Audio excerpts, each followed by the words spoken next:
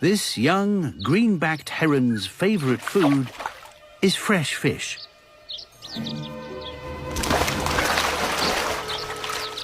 To catch a meal here, he needs a more measured approach. Even the slightest movement gives him away. If he can't get to the fish, he'll have to get the fish to come to him.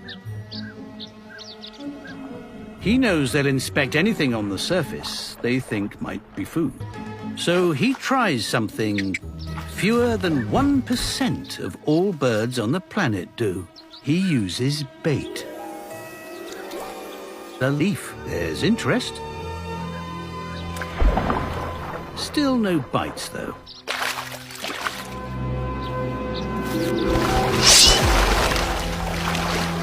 Bullseye.